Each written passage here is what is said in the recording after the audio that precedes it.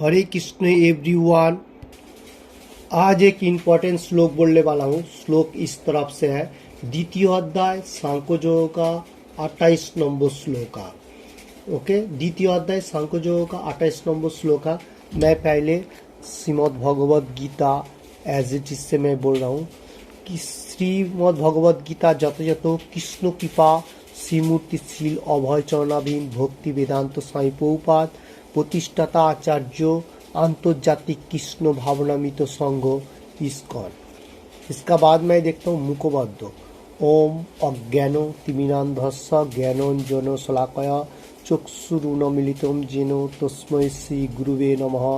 श्री चैतन्य मनोभीष्टं स्थापितं येन भूतले स्वयं रूपः कदामहं ददाति सपदान्तिकं वन्देऽहं श्रीगुरुः श्रीयुतपदकमलं श्रीगुरुना वैष्णवांच श्रीरूपं साग्रजातं सगण रघुनाथं वितं तं सजीवं साद्वैतं सावधूतं परिजनसहितं कृष्णचैतन्यदेवं श्रीराधाकृष्णपादान् सगण ललिता श्रीविशाखान्वितं च। हे कृष्णा करुणा सिंधु दीनबंधु जगत्पते गोपेश गोपिकांत राधाकांत नमस्तुते तप्त कांचन गौरांगी राधे वृंदावनेश्वरी भीष्मवानुसुते देवी पारनामामि हरिप्रे भांचा कल्पतरुभच्च कृपा सिंधु एव च पतितानं पावनेभ्यो वैष्णवेभ्यो नमो नमः। श्री कृष्ण चैतन्य प्रभु नित्यानंद श्री अद्वैता गदाधर श्रीवासादि गौरभक्तवृंद।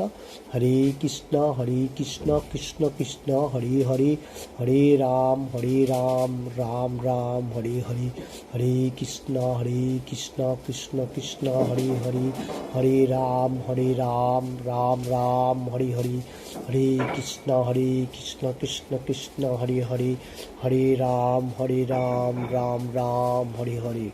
ओम नमो भगवते वासुदेवाय ओम नमो भगवते वासुदेवाय ओम नमो भगवते वासुदेवाय। मैं आज जो बोलने वाला हूँ द्वितीय अध्याय 2 चैप्टर 28 नंबर श्लोका सांख्ययोग के लिए Shrimad Bhagavad Gita as it is से मैं बोल रहा हूँ। अवक्ता दीनी भूतानी वक्तम धानी भारत अवक्त निधो नान्यव तत्रो का परिवेदना। मैं फिर से बोलता हूँ द्वितीय अध्याय सांख्ययोग का 28 नंबर श्लोका।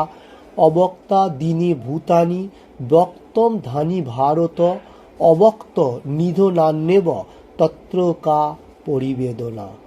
द्वितीय अध्याय सांख्ययोग का 28 नंबर श्लोका। मैं फिर से बोलता हूँ अवक्ता दीनी भूतानी वक्तम धानी भारत अवक्त निधो नान्यव तत्रो का परिवेदना। ये जो श्लोक है ये बहुत इंपॉर्टेंट श्लोक है। द्वितीय अध्याय सांख्ययोग का 28 नंबर श्लोक। ओके, मैं वर्ड बाय वर्ड पहले बांग्ला में देखता हूँ।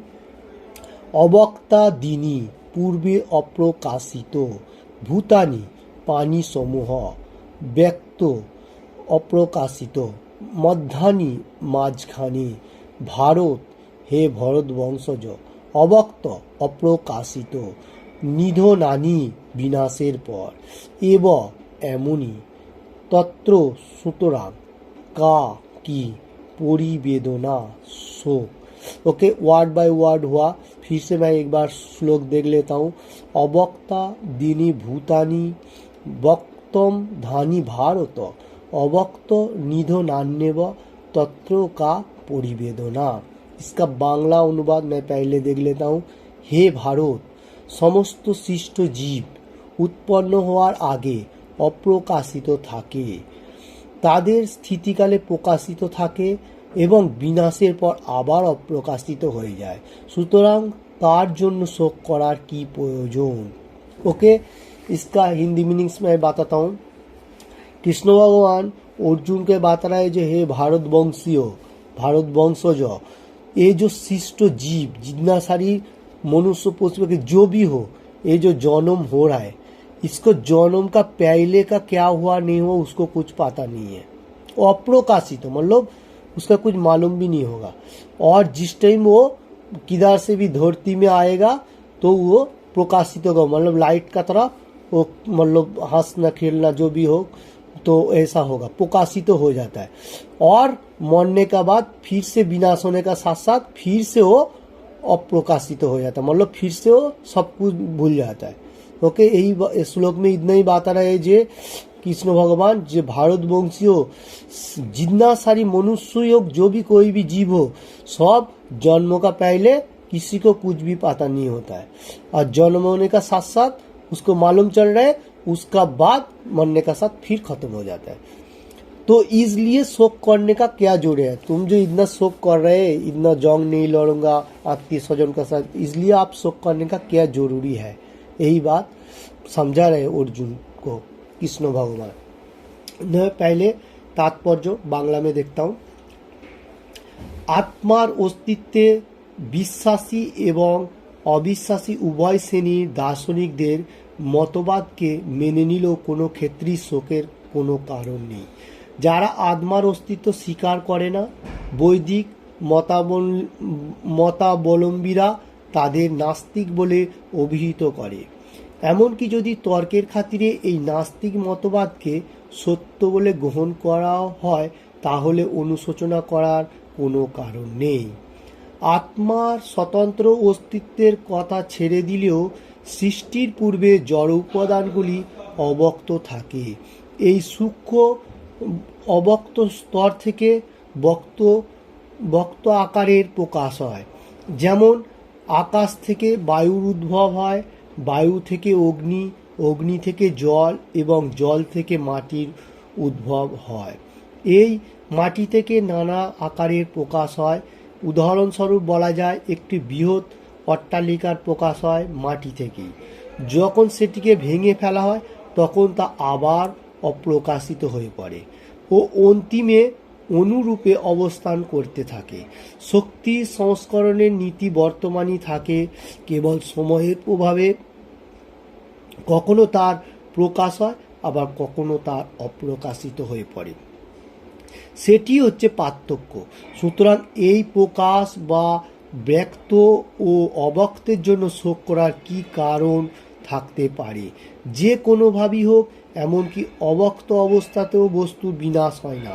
আদিতে ও অন্তে জড়ের রূপ থাকে না, কেবল মধ্যে তা প্রকাশিত হয়ে আমাদের ইন্দ্রিয়গ্রাহ্য হয় এবং তা প্রকৃতপক্ষে কোনো পার্থক্য নিরূপণ করে না।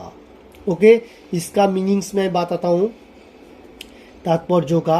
जो ये जो श्लोक में भगवान बता रहे, जो आत्मा आत्मा अगर कोई आदमी को मालूम नहीं चल रहा है जो आत्मा कैसा है नहीं है, तो इसलिए बोल रहा है जो जड़ोवाद है वो लोग क्या करता है, आत्मा को विश्वास नहीं कर रहे, मतलब उसको विश्वास नहीं है। इसलिए और वो क्या कर रहे हैं, वो लोग अगर विश्वास करे या नहीं करे, अर्जुन इसलिए अर्जुन की इसलिए कृष्ण भगवान इधर बता रहे हैं जो आत्मा का अगर कोई आदमी विश्वास करे या नहीं करे, तुम अगर विश्वास करेगा भी फिर भी तुमको शोक करने का कोई जरूरी नहीं है, क्योंकि ये जो अस्तित्व है ये वो सृष्टि हुआ पूर्वे कैसा था एवं बाद में क्या होगा वो किसी को मालूम नहीं है।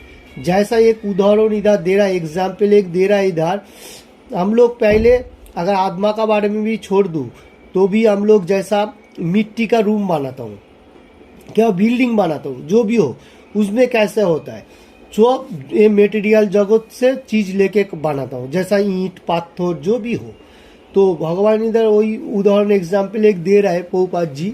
तो क्या बोल रहा है, जो हम लोग इसमें भी प्रकाशित तो देख रहा है, जैसा एक बिल्डिंग बनाया उसको दिखाई दे रहा है अच्छा बिल्डिंग है, ओके, उसका मतलब 15 साल एज होगा, मतलब 15 क्या जो भी हो 50-25 जितना सारी हो, उसका बाद वो खत्म होने का साथ साथ फिर मिट्टी हो जाएगा। तो पहले अप्रकाशित तो था, मतलब उसका बाद वो जमीन को लेके उसको खड्डा करके जितना सारे वो बिल्डिंग बना दिया, फिर बाद में उसका जितना ड्यू है वो रहेगा, उसका बाद फिर से वो मिट्टी जो था वो मिट्टी हो जाएगा। भगवान इधर वही बात बता रहे हैं, जो प्रभुपाद जी भी इसमें बोल रहे हैं, जो हम लोगों को भी मनुष्य जन्म जो है ये भी पहले अप्रकाशित हो और उसका बाद प्रकाशित हो, जैसा बिल्डिंग है अप्रकाशित हो एंड प्रकाशित हो, ओके, उसका बाद फिर अप्रकाशित हो। बॉडी का भी जैसा है ऐसा जड़ जगत का सिस्टम भी वही है। हम लोगों को समझना चाहिए क्यों ये मतलब प्रभुपाद जी क्यों ये सारांश में बता रहे, जो ये इसलिए बता रहे कोई कोई आदमी फिलॉसफी को मालूम नहीं चल रहा है जो आत्मा क्या है।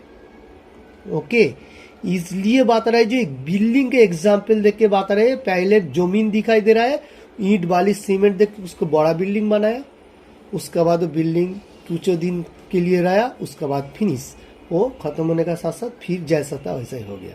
तो आदमी का भी बॉडी का वही सिचुएशन है, जैसा पहले हम लोग अप्रकाशित था, फिर प्रकाशित, फिर एंड का टाइम पे अप्रकाशित। ओके, उसका बाद मैं बांग्ला में फिर से तात्पर्य में देखता हूँ। আর আমরা যদি ভগবদ্গীতায় উক্ত এই বৈদিক সিদ্ধান্তকে মেনে নিই যে জড়দেহটি কালের প্রভাবে বিনষ্ট হবে, অন্তবন্ত ইমে দেয়া হ, কিন্তু আত্মা চিরশাশ্বত নিত্য সত্যহ শরীরিণ হ, তাহলে আমাদের সবসময় দেহটিকে একটি পোশাকের মতো বলে মনে করতে হবে। এই পোশাকটি পরিবর্তনের জন্য কেন আমরা শোক করব? আত্মার নিত্যতার পরিপ্রেক্ষিতে প্রকৃতপক্ষে জড়দেহের যথার্থ কোনো অস্তিত্ব নেই।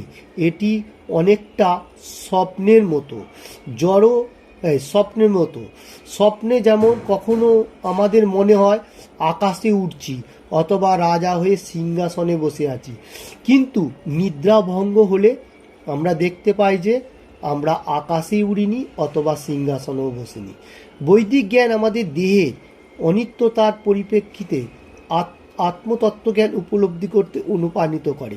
সুতরাং কেউ আত্মার অস্তিত্বে বিশ্বাস করুক অথবা আত্মার অস্তিত্বে বিশ্বাস নাই করুক, কোনো অস্তিত্বে জড়দেহ বিনাশের জন্য শোক করার কোনো কারণ নেই।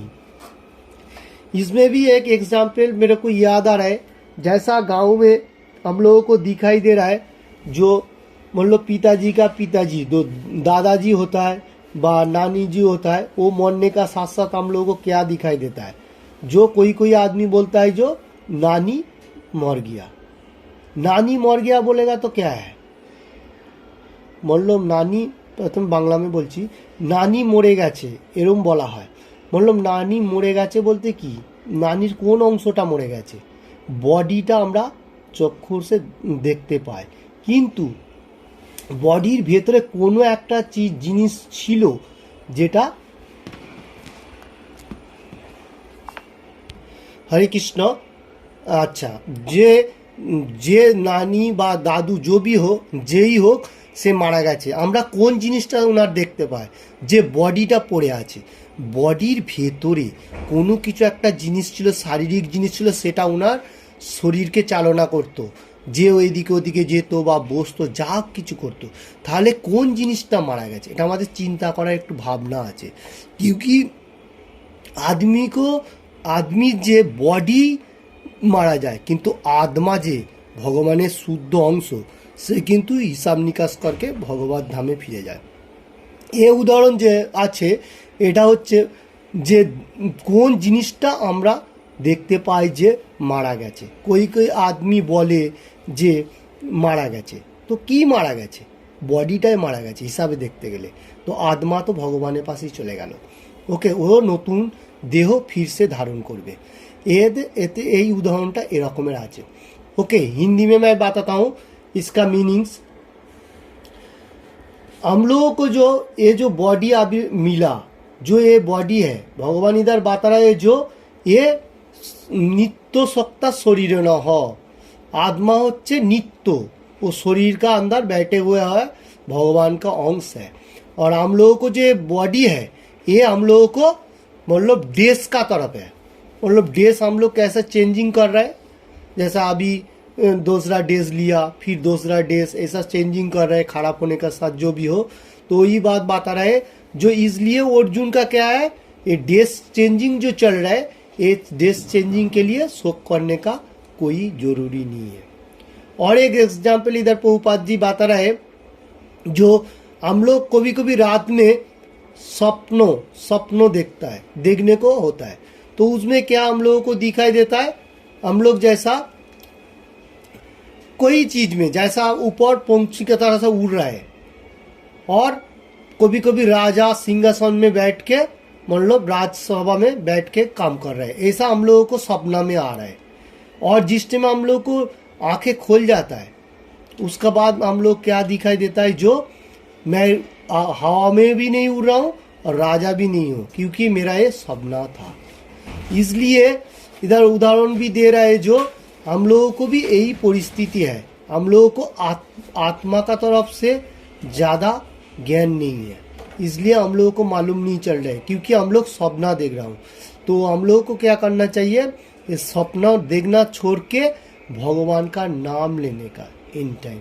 जैसा हरे कृष्ण कृष्ण कृष्ण हरे हरे, हरे राम राम राम हरे हरे। और कोई आदमी है जो आत्मा अस्तित्व को विश्वास करता है, और कोई आदमी है उसको विश्वास नहीं भी कर रहा है।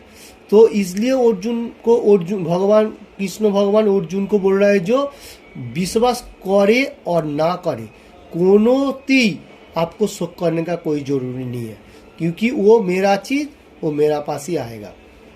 और एक एग्जाम्पल इधर बता रहा है, जो हम लोग गांव में जो दिखाई देता है, नाना नानी मर जाता है, उसमें क्या होता है, जो कोई आदमी बोलता है जो नानी डेट हो गया, तो इसका मतलब क्या, नानी का अंदर कोई चीज था जो उस नानी को चालना करता था। अभी मरने का साथ उसको क्या देता है, दिखाई देता है, जो बॉडी पड़ रहा है और उसका साथ जो कोई चीज था वो चला गया। कौन सा चीज चला गया, तो भगवान का पास चला गया, वो आत्मा है। ओके, यही श्लोक में इतना ही बात आ रहा है, क्योंकि ये श्लोक बहुत इंपॉर्टेंट है। अवक्ता दिनी भूतानी वक्तम धानी भारत अवक्ता निधो नान्यव तत्व का परिवेदना।